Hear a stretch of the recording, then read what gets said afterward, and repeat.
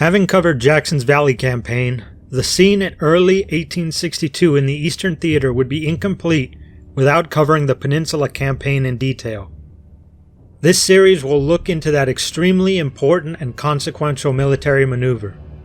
The primary source of the material will be from the book To the Gates of Richmond, The Peninsula Campaign by Stephen W. Sears, published by Mariner Books, although other sources will be used as the series goes on.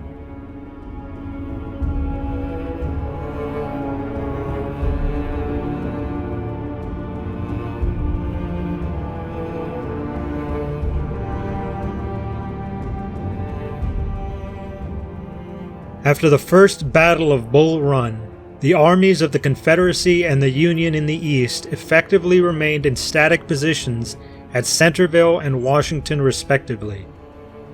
The Confederate Army, then known as the Confederate Army of the Potomac, was commanded by Joseph E. Johnston. In November 1861, George B. McClellan was named General-in-Chief of all Federal armies. At this time, McClellan believed that Johnston's army was 150,000 strong, twice his own army, and could not be taken by direct assault. In reality, McClellan actually outnumbered Johnston twofold.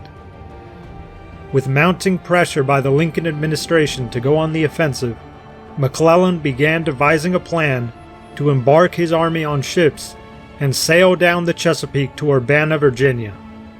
From there, he would march to West Point, then on to Richmond. This plan was a way to bypass a numerically superior enemy, threaten his lines of communications, and attack him on ground of McClellan's choosing.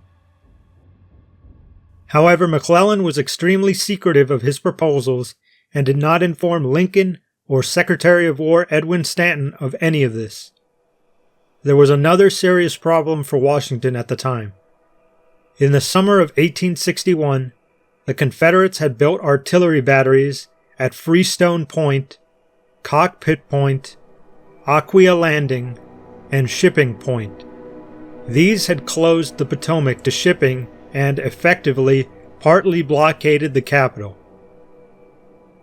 These batteries were a major embarrassment to the Union administration, and Lincoln and Stanton wanted McClellan to address this issue as well. Lincoln favored a movement overland to the Occoquan River, followed by an advance on the rail lines at Manassas. McClellan thought such an offensive would be suicidal, but did not immediately offer his alternative.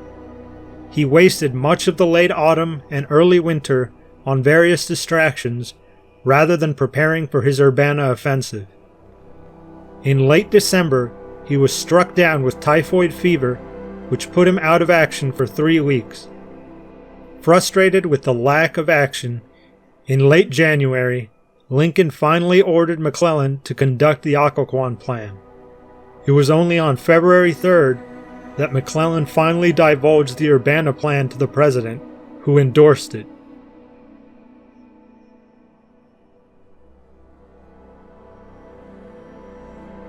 In other sectors, things were going much better for the Federals.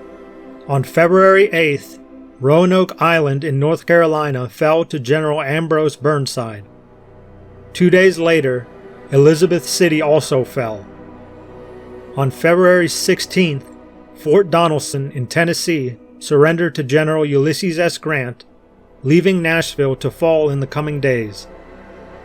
That would be the first Confederate state capital to fall to the Union.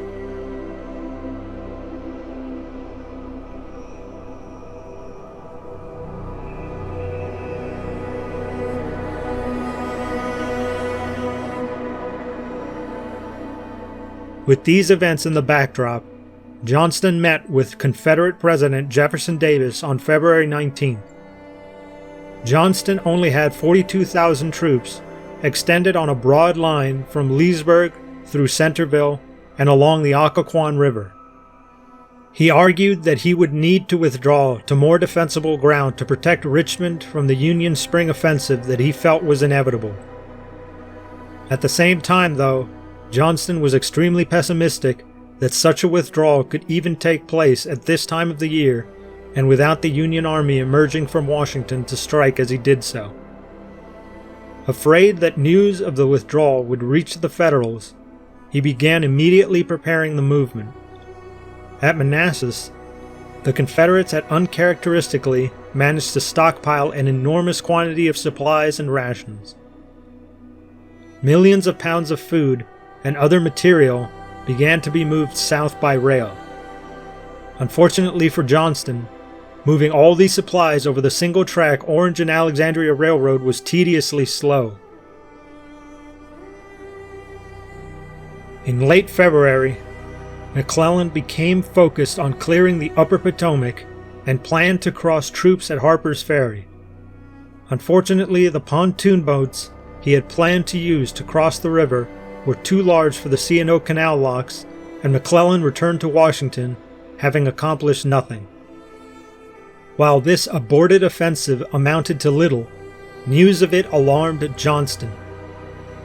On March 5th, there were reports of Federal troop movement in southern Maryland. This compounded Johnston's fears and led him to believe that the Union was going to make an amphibious crossing of the Potomac. In reality, it was only preparations being made at the time to attack the rebel batteries on the Potomac. Johnston began accelerating his plans to retreat from northern Virginia. Meanwhile, Lincoln's patience was quickly running out. On March 7th, he called McClellan to discuss his war plans. In response, McClellan called a council of war of 12 of his subordinate brigadier generals to decide whether to move the army to Urbana and what to do about the Potomac batteries. McClellan was now feeling enormous pressure from his critics, especially radical Republican abolitionists who detested him. They noted his allegiance to the Democratic Party, his opposition to abolition or to fight for abolition, and pointed out that he had pre-war ties to Jefferson Davis and connections to the filibusters, private militia organizations that attempted to violently overthrow the governments of Central and South America to establish slave states.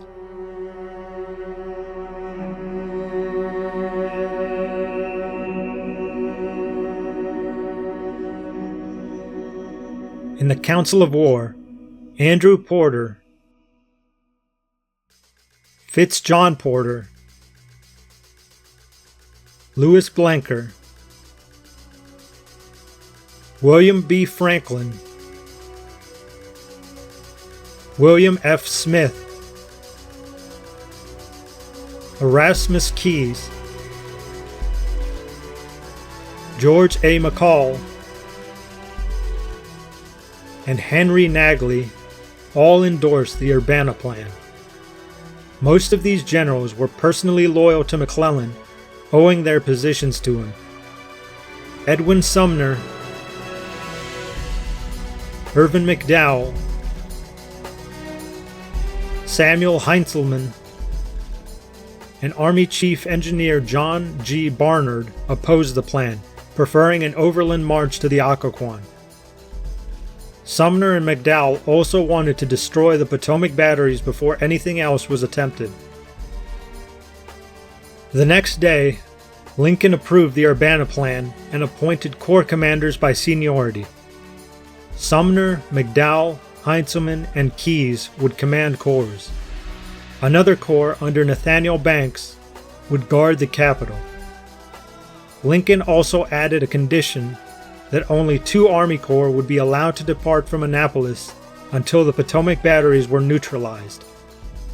He also ordered that the movement had to begin by March 18th. Ironically, this problem was already taking care of itself. The same day as the Council of War, Johnston began evacuating his positions in northern Virginia. Troops were told to indulge themselves with whatever supplies they could carry. Anything of the great store of supplies that was left behind was destroyed. The Potomac batteries were also withdrawn or abandoned. Johnston finished pulling out by March 9th.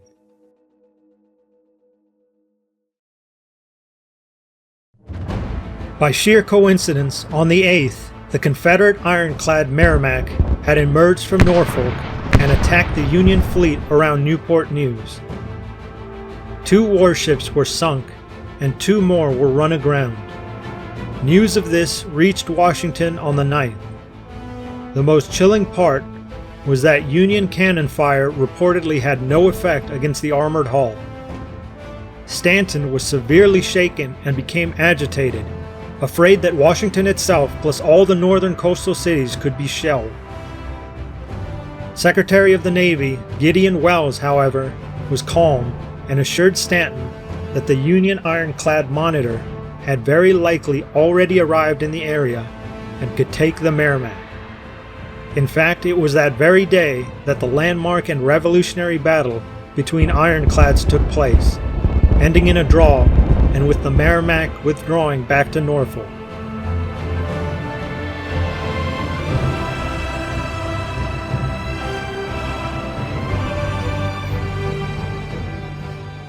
While the administration waited nervously on the 9th for news of the outcome of the naval battle, another report came in that Johnston's army was leaving their lines and that the Potomac batteries were no more.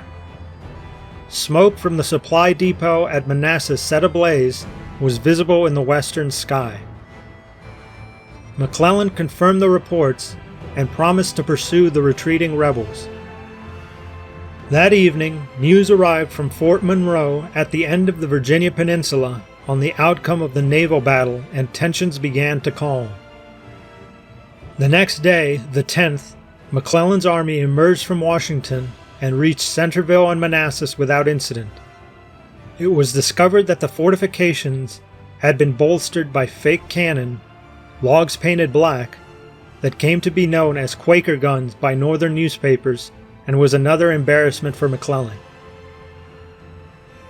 On the 11th, Lincoln relieved McClellan as general-in-chief, arguing that, since McClellan was now in the field, he needn't be distracted by handling other matters. Initially, McClellan took this as an insult, but was reassured that he still had the president's confidence. Johnston's withdrawal from northern Virginia had caused McClellan to seriously question the Urbana plan. He was afraid that rebel spies had heard of it, and that was the reason for Johnston's withdrawal.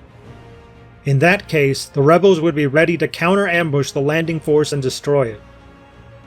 Since Urbana was now compromised, McClellan settled on the backup landing spot, Fort Monroe. But even this was not without its risks. The Merrimac had only been beaten back to its port in Norfolk and not destroyed. With this question in mind, McClellan called a second council of war the next day, March 12th. The Navy assured McClellan that the Monitor would support his plans and could cover any landing at Fort Monroe from rebel attack. His 4 corps commanders agreed with the change. Lincoln soon after approved the change in plans, so long as Washington and Manassas were left secure. On March 14th, McClellan addressed the soldiers of the Army of the Potomac. For a long time I have kept you inactive, but not without a purpose. You were to be disciplined, armed, and instructed. The formidable artillery you now have had to be created. These preliminary results are now accomplished. The Army of the Potomac is now a real army, magnificent in material, admirable in discipline and instruction, excellently equipped and armed. Your commanders are all that I could wish. The moment for action has arrived, and I know that I can trust in you to save our country. I will bring you now face to face with the rebels, and only pray that God may defend the right. In whatever direction you may move, however strange my actions may appear to you, ever bear in mind that my fate is linked with yours, and that all I do is to bring you where I know you wish to be on the decisive battlefield. It is my business to place you there. I am to watch over you as a parent over his children, and you know that your general loves you from the depths of his heart. It shall be my care, as it has ever been, to gain success with the least possible loss. But I know that, if it is necessary, you will willingly follow me to our graves for our righteous cause. I will not disguise it from you. You have brave foes to encounter, foemen well worthy of the steel that you will use so well. I shall demand of you great, heroic exertions, rapid and long marches, desperate combats, privations perhaps. We will share all these together, and when this sad war is over, we will return to our homes and feel that we can ask no higher honor than the proud consciousness that we belonged to the Army of the Potomac.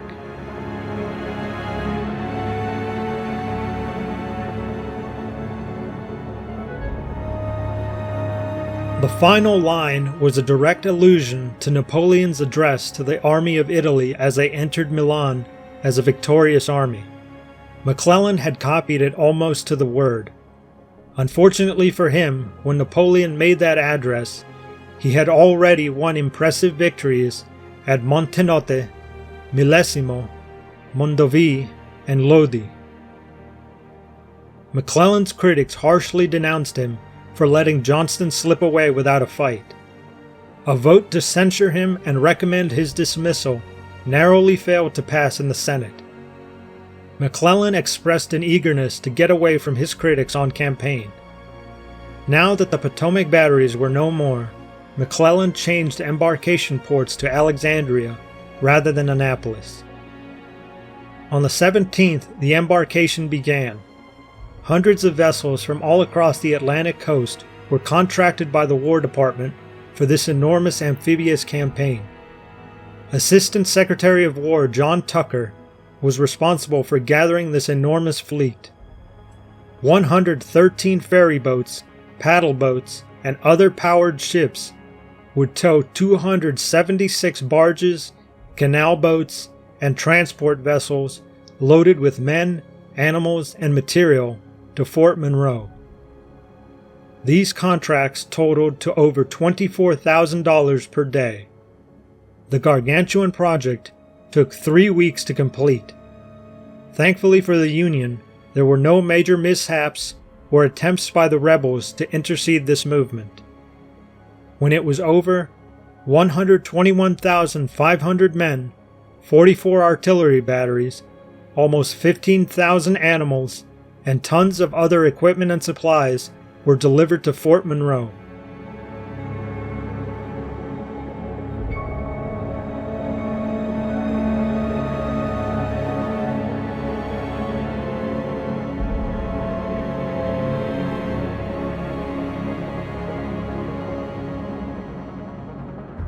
By March 24th, John B. Magruder, the commander of the Confederate Army of the Peninsula, began to take notice of the concentration of troops at Fort Monroe and reported the buildup to Richmond. He had only 10,000 troops with which to counter this threat. Magruder had built a forward defensive line of redoubts and outposts a dozen miles from Fort Monroe, with a main defensive line under construction from Mulberry Island to Yorktown and Gloucester Point. Between the flanks, rifle pits and fortifications were behind the Warwick River, which Magruder had dammed at multiple points. The flanks required 6,000 troops to garrison. With a promised 3,600 reinforcements that Jefferson Davis's military advisor, Robert E. Lee, pledged to send, this left him with 7,600 soldiers to man the 14-mile line.